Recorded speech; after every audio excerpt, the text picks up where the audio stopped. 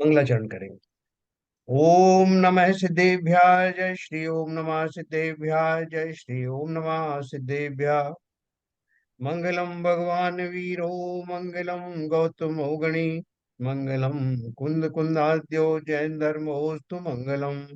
सर्व मंगल मांगल्यम सर्व कल्याण कारकम प्रधानम सर्वधर्माणां जैनम जयतु शासनम। जैनम जयतु शासनम जैनम जयतु शासनम। तो हमारा 31 नंबर का सर्ग या अध्याय चल रहा है, जिसमें अपन सवीर्य ध्यान का वर्णन पढ़ रहे हैं। शुभ चंद्राचार्य जी ने सवीर्य ध्यान के माध्यम से जो ध्यान में रत होने वाला जो प्राणी है, जीव है या मुनि है, उनकी वो दशा का वर्णन किया है जब वो अपना सारा साहस जुटा करके अपने सामर्थ्य को दोहराते हुए और अब ध्यान के मार्ग में आगे बढ़ रहे हैं। तो बात ये चल रही है कि जो सब तरह से आश्वस्त हो गया, सब तरह से अपने सामर्थ्य की जिसने परिचय परीक्षा कर ली, अब वो किसका ध्यान करे, ध्येय क्या रहेगा। तो वो ध्येय के बारे में थोड़ा विस्तार से बताएंगे। वैसे तो अपन सब जानते हैं कि ध्येय क्या है, लेकिन उसको थोड़ा सा ध्येय उनके दिमाग में बिल्कुल क्लियर होना चाहिए, क्योंकि अब वो ध्यान के समग्र समुद्र में डूब जाने वाले हैं। डूबने के बाद कोई विकल्प थोड़ी रहेंगे कि किसका ध्यान करूं। तो इसलिए उनको अभी सब तरह से भली प्रकार से जिसका खाका खींच लिया गया है, ऐसा स्थापित किया हुआ ध्येय अब हमको सभी प्रकार से सुरक्षित करना है, उसको ध्यान में रखना है, ध्यान का विषय। तो वो उसके बारे में और चर्चा करेंगे।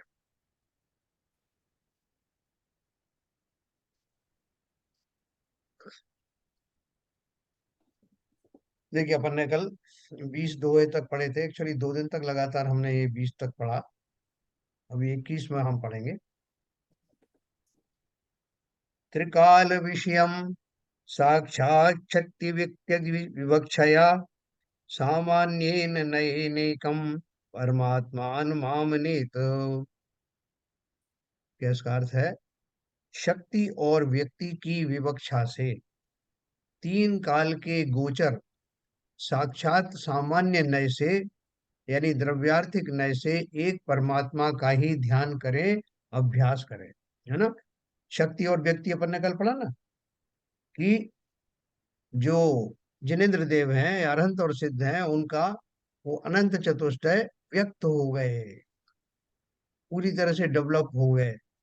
लेकिन मेरे अभी शक्ति की अपेक्षा से तो हैं, व्यक्ति अपेक्षा से नहीं है।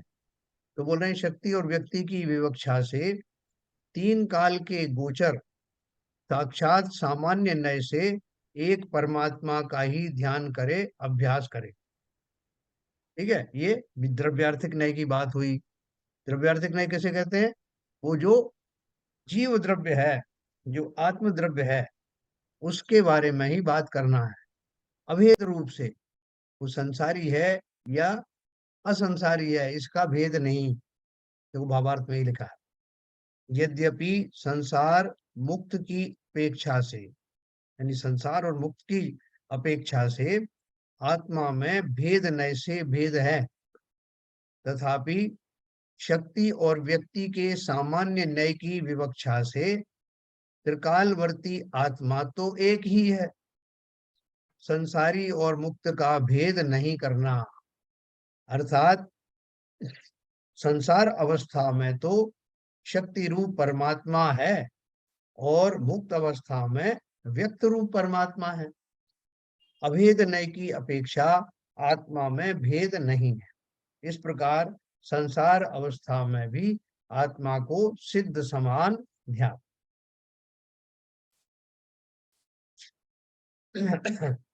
इसका उन्होंने 3-4 दोहे में इसके बारे में वर्णन किया है।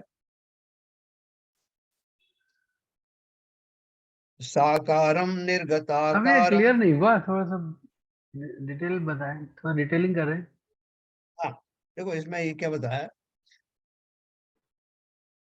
अभी अपन ने जो पिछले दोहे में जो पढ़ा था ना, दोहे में क्या पढ़ा था अपन ने कि संसारी अवस्था में रहने वाला आत्मा, यानी ये मुनि का जो आत्मा है, और मुनि का या हम सभी का आत्मा समझ लो, वो और जो परमात्मा अवस्था में जो आत्मा है, उनमें क्या अंतर है? तो बोले शक्ति अपेक्षा से तो कोई अंतर है नहीं, कि वही सारे गुण हमारे अंदर मौजूद हैं जो कि अनंत और सिद्ध के अंदर शक्ति, लेकिन वो शक्ति की अपेक्षा से हैं, अभी वो व्यक्त नहीं हुए हैं, पूरे डेवलप नहीं हुए हैं। और जो अनंत और सिद्ध के जो गुण हैं, वो सब पूर्णता को प्राप्त हो गए, अर्थात वो शक्ति अव्यक्त रूप में आ गई है। तो बोल रहे हैं कि अगर हम त्रिकालवर्ती आत्मा की बात करें तो आत्मा में वो सारी शक्तियां मौजूद हैं, आज भी हैं और कल भी रहेंगी। तो जब हम ध्यान में जो जिस वस्तु का चिंतन करने वाले हैं, तो ध्यान में उस आत्म द्रव्य का ही चिंतन करना है, जो भले किसी की शक्ति अवस्था अपेक्षा समझ लो, किसी की व्यक्त अपेक्षा समझ लो, वो गुण है, लेकिन वो गुण तो सदा समाहित है। इसलिए एकमात्र आत्मा का ही ध्यान करना, उसमें भेद नहीं करना, कौन सी आत्मा का करूं, संसारी अवस्था वाले का करूं या अनंत सिद्ध वाली अवस्था का करूं। तो बोले उन अवस्थाओं का भेदभाव दूर करके जो सामान्य रूप से शक्ति के रूप में विद्यमान है, अगर शक्ति के रूप में कहूं तो जिनकी व्यक्ति हो गई है, ऐसे अनंत सिद्ध के अंदर भी शक्ति रूप में भी तो विद्यमान है ना, वो व्यक्त तो हो गए हैं, वो अलग बात है, लेकिन शक्ति तो उनके अंदर भी मौजूद है और मेरे अंदर भी मौजूद। तो उस शक्ति के पुंज में जिसमें अनंत ज्ञान दर्शन आदि हैं, वो ऐसे गुणों से भरा हुआ आत्मा, बिना भेद किए हुए, ये संसारी जीव की आत्मा है या कि अनंत सिद्ध की आत्मा है, ऐसा कोई भेद नहीं करना। आत्म द्रव्य में जो गुण भरे हुए हैं उनका चिंतन करना, आत्मा के स्वरूप का चिंतन करना। तो इसलिए उन्होंने अब बोला, इसमें हाँ अब इसमें एक क्वेश्चन हाँ है। हाँ फिर ये जो निश्चयवादी होते हैं, तो वो कहते हैं मैं खुद ही शुद्ध भगवान हूँ, मैं किसकी आराधना करूं? तो वो क्या हाँ। गलत बोल? नहीं देखो, वो गलत ये बोलते हैं, हम जो क्लैरिटी के साथ में जो चिंतन कर रहे हैं, वो किसका चिंतन कर रहे हैं? वो तो ठीक आत्म बात। द्रव्य का चिंतन कर रहे हैं। मैं वर्तमान में इस पर्याय में हूं, इसका भी मुझे ज्ञान तो है ना। हम्म। वर्तमान में मैं संसारी अवस्था में हूँ, मेरे गुण अभी व्यक्त नहीं हुए हैं, इसका भी मुझे बैकग्राउंड में पता है। हम्म। मैं ऐसा दम्भ नहीं कर रहा हूं कि वो कहें कि मैं तो इसी अवस्था में ही भगवान स्वरूपी हूँ। अगर वो शक्ति अपेक्षा से बात करते तो सही है, लेकिन वो इस बात को मानने को तैयार ही नहीं कि वर्तमान में मैं संसारी अवस्था में हूँ, मेरे ये सारे गुण अभी गौण हैं, ऐसा वो नहीं मानते। अच्छा। वो तो ये बोलते हैं कि अभी इसी पर्याय में मैं वैसा ही हूँ जैसे सिद्ध और अनंत होते हैं। वो क्या है कि उनको सोचने में थोड़ा भेद पड़ जाता है, कि जो मूल रूप से जो बात कही गई है, वो बात यही कही गई है कि शक्ति रूप से मैं आत्मा हूँ और अनंत सिद्ध जैसा ही हूँ।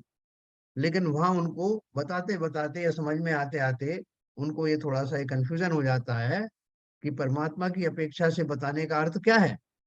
वो शक्ति रूप से है, वर्तमान पर्याय में मेरा वो व्यक्त नहीं हुआ है, ऐसा उनको क्लैरिटी के साथ में नहीं मालूम रहता। इतना वेद विज्ञान नहीं है उनको। हाँ, इसलिए वो क्या है कि वो दम्भ भरते हैं कि मैं तो अभी भगवान हूँ, इसी वक्त में भगवान हूँ, अनंत और सिद्ध में मुझ में फर्क ही नहीं है। तो फर्क किस अपेक्षा से नहीं है और किस अपेक्षा से है, ये हमें अच्छी तरह से मालूम होना चाहिए।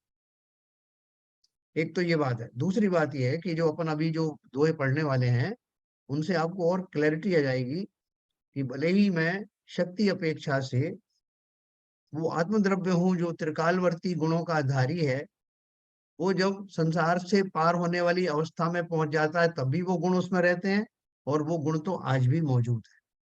लेकिन अब मैं जब ध्यान करूंगा तो ध्यान किसका करूं? तो ध्यान में अभी उन्होंने थोड़ी हिंट दी है, क्या दिया है? यद्यपि संसार और मुक्त की अपेक्षा से आत्मा में भेद नय से भेद है, तथापि शक्ति और व्यक्ति के सामान्य नय की विवक्षा से त्रिकालवर्ती आत्मा तो एक ही है। आत्मा हमेशा रहती है, तीनों काल में रहती है, सदा ही इन गुणों से भरी रहती है। इसलिए इस अपेक्षा से तो आत्मद्रव्य की बात करें तो शक्ति की अपेक्षा से सारी आत्माएं एक जैसी ही हैं। संसारी मुक्त का भेद नहीं करना, अर्थात संसार अवस्था में तो शक्ति रूप से परमात्मा है और मुक्त अवस्था में व्यक्त रूप परमात्मा है। जैसा वो सीबीएन साहब पूछ रहे थे, मतलब ये इस लाइन में बहुत क्लैरिटी दी है। ऐसा हमें ज्ञान होना चाहिए। जैसे वो लोग बोलते हैं साहब मैं अभी वर्तमान में, कोई अशुद्ध पर्याय कहते हैं उसको, कि मैं अशुद्ध पर्याय हूँ क्योंकि राग द्वेष आदि मेरे अंदर अभी भरा हुआ है। तो वो जो बहुत सारे लोगों को जो कंफ्यूजन हो जाता है, वो कहते हैं नहीं नहीं, काय का अशुद्ध अशुद्ध, मैं तो वर्तमान में ही हर तरह से शुद्ध हूँ। अरे भैया, पर्याय से तो अशुद्ध होना नहीं, पर्याय से भी मैं शुद्ध हूँ।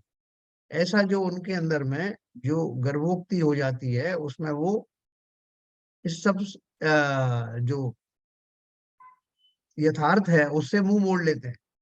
अगर तुम जो है अभी पर्याय में भी वैसे हो, तो अब किस बात का प्रयास कर रहे हो?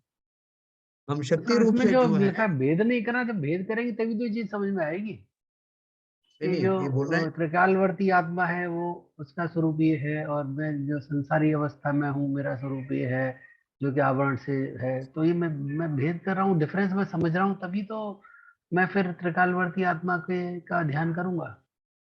हाँ, वो क्या कह रहे हैं, ये भेद तो आपको समझा दिए गए हैं, लेकिन जब आप ध्यान करेंगे तो ध्यान में अभेद रूपी आत्मा का ही ध्यान करना है। ये आपको समझाने के लिए उन्होंने बोला कि भले ही आप कहोगे साहब कैसे करें ध्यान, हमारी आत्मा और उनकी आत्मा में तो फर्क है। तो उसको समझाने के लिए कह रहे हैं कि शक्ति की अपेक्षा से कोई भेद नहीं है, और ऐसा अभेद आत्मा जिसमें शक्ति रूप से ये सब गुण भरे हुए हैं, चाहे वो संसारी जीवों की हो चाहे परमात्मा की हो, उसमें भेद ना करके मात्र एकमात्र उन शक्तियों से गुणे हुए, गुणों से भरे हुए आत्मा का ही ध्यान करना है ना। ये आपको क्लैरिफाई इसलिए कर दिया है कि आप फिर पूछोगे कि साहब वो संसारी अवस्था का करना है या उनका करना है, तो बोले ये भेद मत करना जब ध्यान करोगे, है ना। उसको और आगे भी क्लियर क्लियर किया है। क्योंकि देखो, ये अभी अपन बिल्कुल ध्यान के लिए समझ लो कि एकदम तत्पर हो गए, एकदम पॉइंट कंडीशन में है, अगला कदम हमारा ध्यान में ही लैंड करने वाला है। इसलिए बहुत क्लैरिटी के साथ में जाना है। और मैं तो बोलता हूँ कि अपन को लगता है कि बिल्कुल मैं वही वो मुनि हूँ। मुनि बनने में क्या देर लगेगी? मुनि बना ना जिसने मनन किया है वही मुनि। अगर मैं उस लेवल का चिंतन कर सकता हूँ, तो परोक्ष रूप से मैं भी मुनि वत ही हो जाऊंगा। इसलिए अपने आप को कम मत आंकना। अगर मेरे ऐसे भाव बन रहे हैं, उतने उच्च कोटि के बन रहे हैं, तो हिचकिचाना मत, अभी से उसकी प्रैक्टिस शुरू कर देना। तो देखो और क्लैरिटी के साथ में अपन पढ़ेंगे इसको। 22 नंबर, ये क्लियर कर पाया मैं आपको जी दिलीप जी। जी? साकारं निर्गताकारं निष्क्रियं परमाक्षरं निर्विकल्पं च निष्कंपं नित्यमानंदमंदिरम् विश्वरूपं विज्ञात स्वरूपं सर्वदोतितं कृतकृत्यं शिवं शान्तं निष्कलं करुणच्युतं निःशेषं भव निःशेष भव संभूत क्लेशद्रुमहुताशनं शुद्धमत्यंत निर्लेपं ज्ञान राज्य प्रतिष्ठितम् विशुद्धादर्श संक्रांत प्रतिबिंब समग्रभम ज्योतिर्मयं महावीर्यं परिपूर्णं पुरातनम् विशुद्धाष्टगुणोपेतं निर्द्वन्द्वं निर्गतामयम् अप्रमेयं परिच्छिन्नं विश्वतत्त्वव्यथि व्यवस्थितम् यद्ग्राह्यं बहिर्भावैर्ग्राह्यं चान्तर्मुखे क्षणात् तत्स्वभावात्मकं साक्षात स्वरूपम परमात्मना है। ऊपर कर देखो, दीजिए जरा। ये सारे जो दोहे अपन ने पढ़े और उसका बारे में, ये पूरा जो है आपको ध्यान में जो ध्येय आएगा उसके बारे में वर्णन किया। परमात्मा कैसा है, उसका स्वरूप कहते हैं। प्रथम तो साकार है, यानी आकार सहित है, अर्थात शरीर आकार मूर्तिक है। कौन सा ऐसा परमात्मा है जिसके शरीर भी हो? अनंत है ना, शरीर आकार में है वर्तमान में। जिन्हें भाव मोक्ष हो गया है, अभी द्रव्य मोक्ष बाकी है, वो कैसे हैं? साकार हैं, आकार सहित हैं, अर्थात शरीर आकार मूर्तिक हैं, तथा निर्गताकार कहिए निराकार भी हैं। यानी पुद्गल के आकार की समान उसका आकार नहीं है, निष्क्रिय क्रिया से रहित है। सिद्धों का शरीर कैसा है? शरीर की आकृति वाला आकार तो बना है, मतलब जो उनका अंतिम शरीर होता है उसी आकार में वो बना रहता है, लेकिन वो आकार कैसा है जो भौगोलिक शरीर का नहीं है। जैसे सांचे में बना हुआ अपन वो मोम डाल करके सांचे में कोई डालते हैं ना, उसमें जो मुर्गा बना दिया या कुछ और चीज बना देते हैं, मोमबत्ती का जो वो मोम डाल करके उस सांचे में, फिर वो सांचा हटा दिया जाता है तो अंदर का वो बना रहती है आकृति। उसी प्रकार जो मेरा शरीर रूपी सांचा है उस सांचे में अंतिम समय तक रहने वाली आत्मा के प्रदेश उसी रूप में वो संकुचित हो जाते हैं, फ्रीज हो जाते हैं। इसलिए वो अंतिम शरीर के लगभग उतना ही, कुछ उससे न्यून वो आकार बना रहता है, लेकिन आकार वो पुद्गलिक नहीं होने के कारण दृश्यमान नहीं होता, इंद्रियों से ग्रहण नहीं होता, इसलिए उसको अमूर्तिक कहते हैं। तो यहाँ उन्होंने देखो जो साकार जो शब्द बताया वो तो अरहंत के लिए मैंने आपको बता दिया, लेकिन बाद में जो सिद्ध होते हैं, सिद्ध का जो आकार कैसा है लिखा है, निर्गिताकार। कई ये निराकार भी है, उद्गल के आकार के समान उसका आकार नहीं है, निष्क्रिय क्रिया से रहित है, परमाक्षर स्वरूप है, विकल्प रहित है, निष्कंप है, नित्य है, आनंद का घर है, तथा विश्व रूप है, समस्त ज्ञेयों के यानी पदार्थों के आकार जिसमें प्रतिबिंबित हैं, तथा अविज्ञात स्वरूप है, अर्थात जिसका स्वरूप मिथ्या दृष्टियों ने नहीं जाना ऐसा है, तथा शिव है, कल्याण रूप है, शांत है, निष्कल कहिए शरीर रहित है, तथा करुणच्युत कहिए शोक रहित है, अथवा करणच्युत कहिए इंद्रिय रहित है, तथा समस्त भवों के यानी जन्म मरणों से उत्पन्न हुए क्लेश रूप वृक्षों को दग्ध दग्ध करने के लिए अग्नि के समान है। ये आप सुनते जाना एडजेक्टिव, फिर मैं आपको बताऊंगा कि क्यों बताया जा रहा है। तथा शुद्ध है, कर्म रहित है और अत्यंत निर्लेप है। ये सिद्धों के आकार और प्रकार के बारे में चर्चा चल रही। शुद्ध है, कर्म रहित है और अत्यंत निर्लेप है, अर्थात जिसके कोई कर्म रूपी लेप नहीं लगता, तथा ज्ञान रूपी राज्य में अर्थात सर्वज्ञता में स्थित है, तथा निर्मल दर्पण में प्राप्त हुए प्रतिबिंब के समान प्रभाव वाला है, तथा ज्योतिर्मय है, अर्थात जिसका ज्ञान प्रकाश रूप है, तथा अनंत वीर युक्त है, तथा परिपूर्ण है, जिसके कुछ भी अंश घटते नहीं, यानी आत्मा के जो प्रदेश हैं या उनके जो गुण हैं उनमें किंचित भी कम ज्यादा होता नहीं किसी भी अवस्था में। अनंत वीर युक्त है, परिपूर्ण है, जिसके कुछ भी अंश घटते नहीं, तथा पुरातन है, अर्थात किसी ने नया बनाया नहीं तथा निर्मल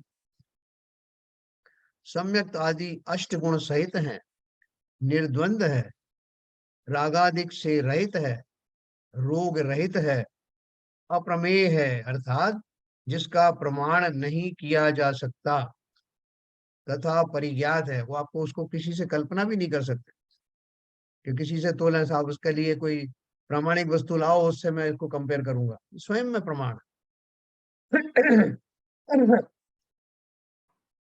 तथा परिज्ञात है, अर्थात भेद ज्ञानी पुरुषों के द्वारा जाना हुआ है, तथा समस्त तत्वों से व्यवस्थित है, अर्थात निश्चय रूप है, तथा बाह्य भावों से तो ग्रहण करने योग्य नहीं है और अंतरंग भावों से क्षण मात्र में ग्रहण करने योग्य है।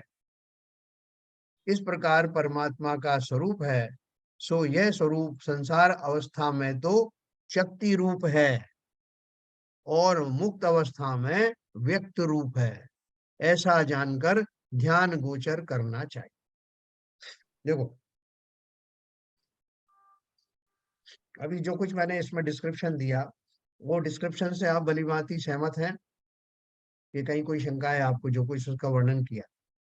शंका तो नहीं है, मगर अलंकार अलंकार इतने हैं हाँ कि सुनते सुनते विभोर हो जाते हैं। हाँ, देखो ये सारी चीजें ऐसी बताई गई हैं कि आपकी समस्त शंकाओं का निवारण करने के लिए कोई अगर कोई तर्क से भी कुछ ढूंढना चाहे कि साहब आपने वो गुण तो बता दिया, ये तो बताया नहीं, वो भेद विज्ञान का विषय है कि नहीं, वो प्रामाणिक है कि नहीं, उसमें अनंत ज्ञान है कि नहीं, उसके गुण कहीं कम ज्यादा तो नहीं हो जाते, वो सारे प्रश्नों को ध्यान में रखते हुए पहले से ही उनका उत्तर दे दिया गया। क्या आपको कोई शंका ही नहीं रहेगी कि संसार का ऐसी कोई भी शक्ति नहीं है जो उसके समान हो, और उस आत्मा का ऐसा स्वरूप है जिसमें संसार के समस्त पदार्थ चर अचर सभी एक साथ दृष्टिमान होते हैं, ये उसका स्वभाव है। ये तो तो ये ये दोनों अरहंत और सिद्ध दोनों के लिए बताया, मूर्ति को अमूर्ति दोनों का। नहीं, इसमें अनंत सिद्ध की तो कल्पना की बात ही नहीं है, ये बताया गया है कि आत्म द्रव्य के अंदर हाँ वो समझ गए। ये सारे गुण मौजूद रहते हैं, नंबर वन। नंबर टू, इन गुणों को जब तक संसारी जीव रहता है तब तक ये गुण रहते तो हैं, लेकिन शक्ति रूप से रहते, शक्ति रूप से रहते। लेकिन जब वो परमात्मा बन जाता है तो व्यक्त रूप से हो जाते हैं, वो इतना ही फर्क यस यस। है। तो हमको ये सब बातें क्यों बताई गई हैं कि कहीं मैं अपने आप को वर्तमान में ही परमात्मा ना समझ बैठूं, नंबर वन, जैसा अभी आपने बात करी। नंबर टू, मैं अपने आप को हीन भी ना समझ लूं कि साहब ये परमात्माओं की बात अलग है, मैं कहाँ लगता हूँ। तो ना तो मैं अपने आप को हीन और दीन समझूं, और ना मैं अपने गर्भ में आकर के स्वयं को भी परमात्मा ही मानने लगूं। तो मेरे अंदर में बहुत क्लियरिटी के साथ में ये रहना चाहिए कि मैं वो आत्मद्रव्य हूँ जिसमें सदा काल ये गुण मौजूद रहते हैं। मैं सिद्ध बन जाता हूँ तब भी रहते हैं, अनंत रहता हूँ तब भी रहते हैं, और संसारी रहता हूँ तब भी ये गुण रहते हैं। मैं उस शक्ति के पुंज, उस आत्मा को जो तीनों काल में इन गुणों से संपन्न रहता है, उसकी बात कर रहा हूँ। ये सबके उत्तर पहले उन्होंने दे दिए कि नहीं साहब आप अपने आप को क्या समझते हो, आप ही भगवान थोड़ी बन गए हो। या कोई बोले संसारी अवस्था में आपके पास ये गुण कहाँ है, उन सबका निराकरण करने के लिए बोला कि मैं चाहे संसारी अवस्था में रहूं या अनंत सिद्ध अवस्था में रहूं, दोनों ही अवस्थाओं में मेरे गुणों में किंचित कमी होती नहीं, वो गुण सब मेरे अंदर विद्यमान है। फर्क खाली इतना है कि संसारी अवस्था में मैं उन गुणों को व्यक्त नहीं कर पा रहा हूं, इसी के लिए तो साधना कर रहा हूं। साधना का कारण क्या है कि जो गुण उन्होंने डेवलप किए अनंत सिद्ध ने, वो मेरे डेवलप हो जाए, वो ही तो कर रहा हूं। गुण तो मेरे अंदर है, रॉ मटेरियल नहीं हो तो कैसे हो जाएगा। ये कुम्हार एक मिट्टी लेके आता है घड़ा बनाने के लिए, सब तरह से योग्य मिट्टी लाता है जिससे घड़ा बनेगा। बना है कि नहीं बना वो अलग बात है, मिट्टी तो वही है। और वो आश्वस्त होकर उस मिट्टी को रख लेता है कि इससे समय आने पर मैं घड़ा बनाऊंगा, क्योंकि इसमें घड़ा बनने योग्य समस्त ही योग्यताएं मौजूद हैं। उसी प्रकार से वो मुनि अब ध्यानस्थ होने जा रहे हैं, चाहते हैं कि उनके अंदर जो शक्ति रूप से विद्यमान गुण हैं वो व्यक्ति रूप से उत्कृष्ट हो जाएं, डेवलप हो जाएं। इसी के लिए तो ये सारा उपक्रम किया जा रहा है। वो गुण नए प्रकट नहीं होंगे, गुण डेवलप होंगे, गुण तो है अंदर। तो ये पूरा रहस्य आपको बताया है कि जैसे जो गुण सिद्ध में है वही सारे गुण मेरे आत्मा में भी हैं, लेकिन अभी वो व्यक्त रूप से नहीं है, इस पर्याय में वे उत्पन्न नहीं हुए। ये समझाने के लिए पहले हमको क्लैरिटी ला करके दी है। तो इसमें किसी को कोई शंका हो तो बताएं। ये क्लैरिटी में किसी को लग रहा है कि हमें कहीं से किसी तरह से कम हूं साहब, आपने जबरदस्ती मुझे बड़ा चढ़ा के बता दिया।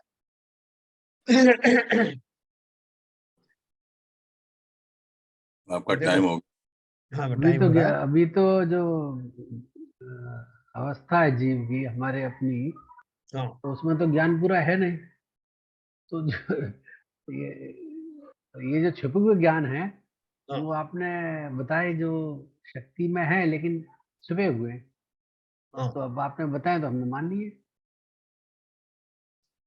हाँ, देखो कहीं ना कहीं आपको कुछ एजम्पशन तो करनी पड़ती है। अपन बोलते हैं सपोज, मैथ्स में भी होता है, फिजिक्स में भी, तो सपोज इतना है तो इतना है तो फिर उसका ये डेवलपमेंट होगा। तो वो जो सपोज है ना, वो हाँ। सपोज हर एक थ्योरी में होता है। हैंस प्रूव्ड बाद में ही आता है सर। हाँ, तो हमारे यहाँ सर्वज्ञ की जो कल्पना की गई है कि सर्वज्ञ ने ये सब चीज जानी और जानने के बाद में हमको बताई, उस आधार पर हमारे ये सारे निर्णय चलते हैं। तो सर्वज्ञ ने चूंकि वहां जाकर के उतने उत्कृष्ट स्थान पर जाकर समस्त साधनाओं के बाद में जो कुछ जाना, उसका कुछ अंश हमको बताया। अभी आप बोलोगे साहब हम कैसे विश्वास कर लें कि हमारे अंदर ये सारे गुण मौजूद हैं, है ना? तो हमारा विश्वास करने का पैमाना क्या है, कि क्या करते हैं तो जिससे हमें विश्वास हो जाए, है ना?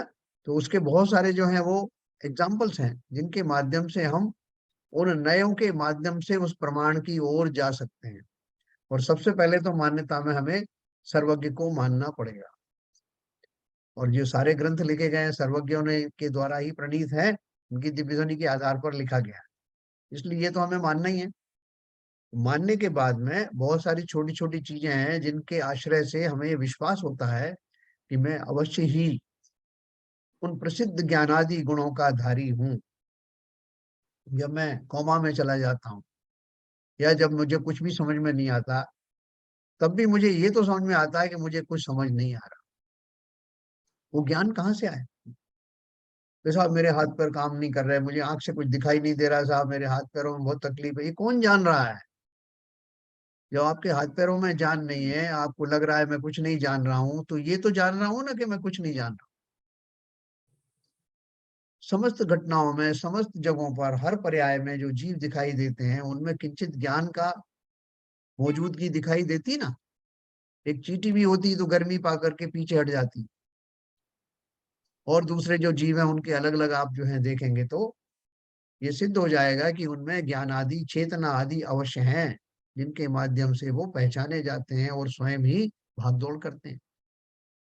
तो इसके ऊपर तो अपन और भी विस्तार से कभी चर्चा करेंगे कल, लेकिन फिलहाल तो इतना मान के चलिए, ये बहुत उत्साह बढ़ाने वाली वस्तु है कि मैं उन्हीं की संतति का हूँ, उन्हीं आचार्य, उन्हीं पंच परमेश जी, उन्हीं अनंत सिद्ध की संतति वाला जीव हूँ। मेरे अंदर भी वो गुण भरपूर मौजूद हैं।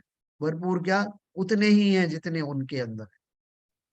इस पर विश्वास रखना, और इस विश्वास के साथ अपन कल और आगे पढ़ेंगे कि वो जो ध्येय है मेरा वो कैसे, उसमें जो, देखो इसलिए उन्होंने इतनी सारी बातें कही, नहीं तो सीधा सीधा बोलते अपनी आत्मा का ध्यान करो बस, चलो हमारा पीछे छोड़ो।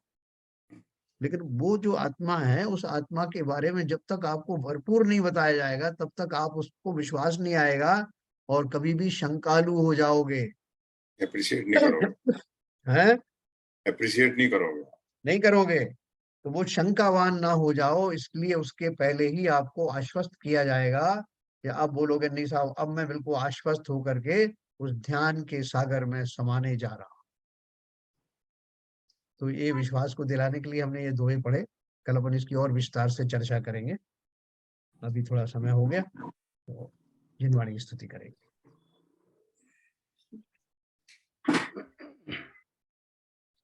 मिथ्यातम नाश वेको ज्ञान के प्रकाश वेको अपर भास वेको भानु सी बखानी है। छहो द्रव्य जान वेको बंध विधि भान वेको स्वपर पिछान वेको परम प्रमाणी है। अनुभव बताए वेको जीव के जताए वेको काहू न सताए वेको भव्य और आनी है। जहाँ तहाँ तार वेको पार के उतार वेको सुख विस्तार वेको यही जिन वाणी है। ये जिन वाणी भारती तो है जपू दिन रैन, जो तेरी शरण गए सो पावे सुख चैन। या वाणी के ज्ञान से सूझे लोकालोक, सो वाणी मस्तक धरो सदा देते हैं धूप, सदा देते हैं धूप। जिनवाणी माता की जय। जय। नमस्कार।